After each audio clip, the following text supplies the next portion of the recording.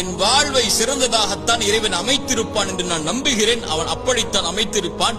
இன்று சோகம் நாளையது மகிழ்ச்சியாக மாறும். இன்று கண்ணீர் நாளையது அது சந்தோஷமாக மாறும்.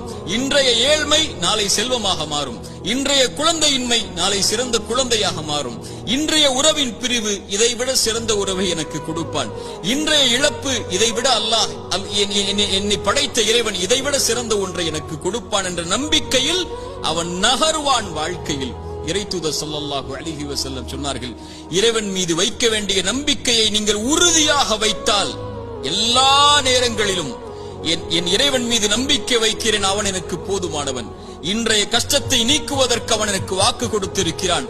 அவனுடைய பாதையில் நான் முன்னேறுகிறேன். அவனை நோக்கி இந்த கஷ்டத்தையும் இந்த சிரமத்தையும் இந்த இருளையும் இந்த சோகத்தையும் என் இறைவன் நீக்குவான். அவன் நாடிய போது இதைவிட சிறந்த ஒன்றை எனக்கு கொடுப்பான் என்று இழப்புகளையும் நஷ்டங்களையும் ஏமாற்றங்களையும் அவதூறுகளையும் அவமானங்களையும் பற்றி கவலைப்படாமல் கண்ணியத்தையும் வெற்றியின் பாதையிலும் பயணிக்கக்கூடிய ஒரு மனிதன் இறைவன் மீது நம்பிக்கை வைத்தால், இறைத்தூதர் சொன்னார்கள், ஒரு பறவைக்கு இறைவன் எப்படி உணவளிப்பானோ அது போன்று உங்களுக்கும் உணவளிப்பான். அவ்வளவுதான்.